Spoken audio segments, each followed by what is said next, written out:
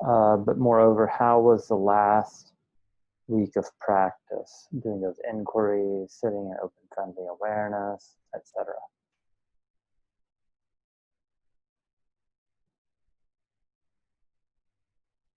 Hi, Cedric. Hey, I'm not sure exactly what it had to do with the meditation that we were practicing last week. And it was funny when you talked about the limits that you were just talking about, because during last week, I kept realizing how many limits words and concepts put on us in our experience. I already knew that you could change an experience by putting words on it, and I knew that you could make it bigger or smaller, but just saying, oh, this is noting, or this is whatever, it it limits yeah. because it defines the experience. And I found that interesting and troubling. Oh, sure. Sure. Yeah. Yeah, like you also see your own part in fabricating your experience, right? Right. Sure. Yeah, that's in a sense a very central insight, and certainly at least Mahayana Buddhism.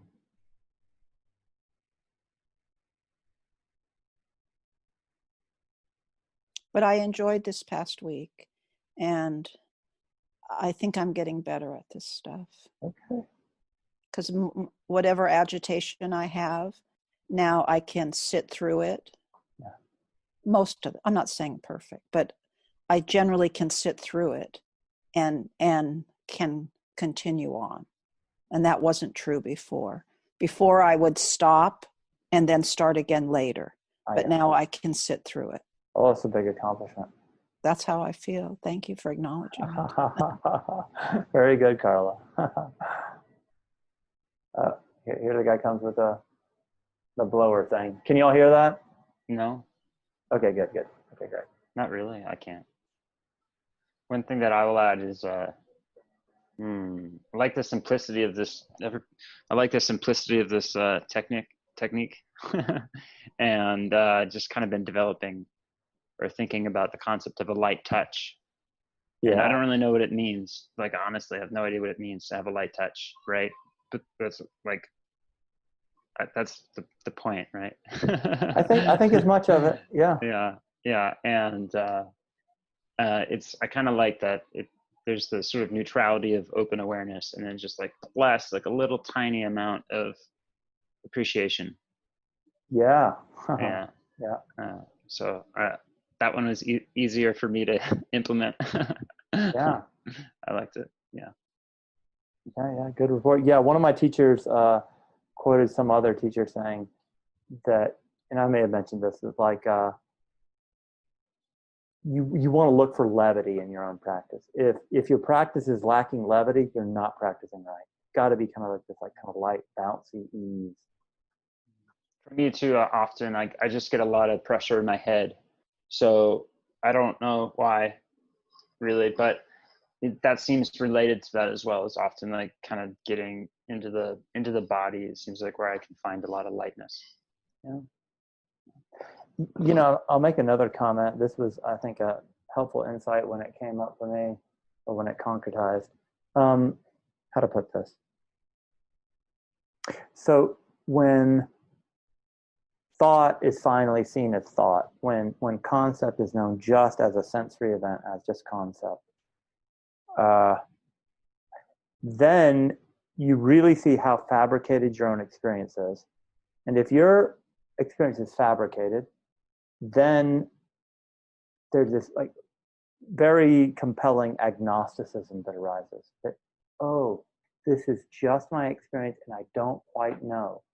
And then what's very helpful about that as it relates to suffering,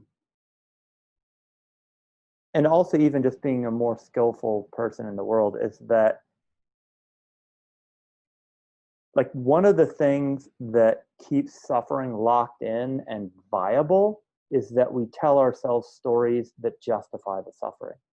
Whereas when thought and thereby story is seen through, the story doesn't have the grab, and it can't support the suffering anymore. Because actually, and this is interesting when I heard this, suffering is very delicate. It's a very intricate, delicate, codependently arisen phenomenon that can be completely undermined.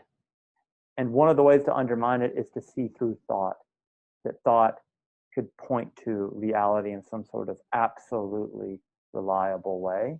And when that is seen, it forces like a levity and a lightness, because you just can't take yourself entirely seriously anymore. And of course, in other ways, you can take yourself seriously, and you should, and you have to make judgments and assessments, and that's all good and well. But this absolute that this thing is it, and it is independent from my view of it, that is seen as impossible.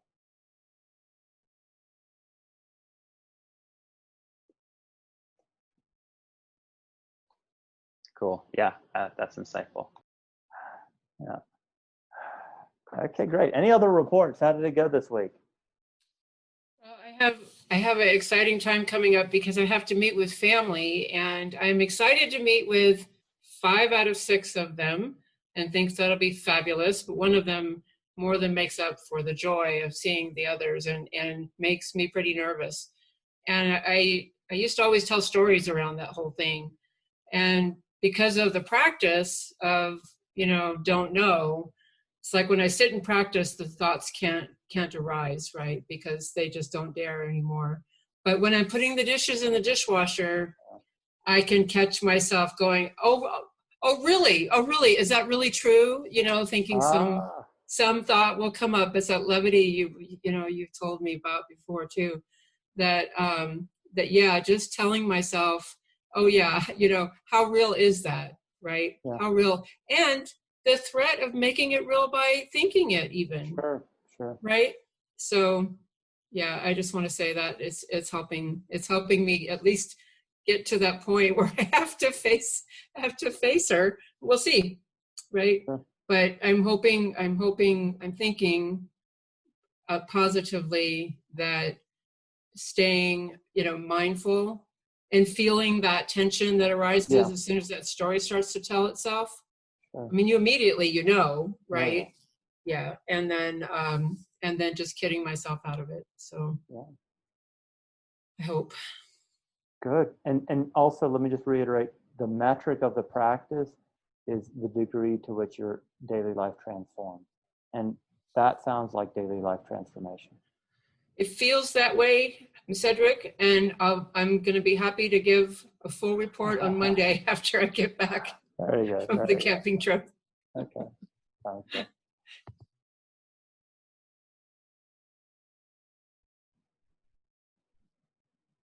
Okay, anything else coming up for people? Any questions or comments?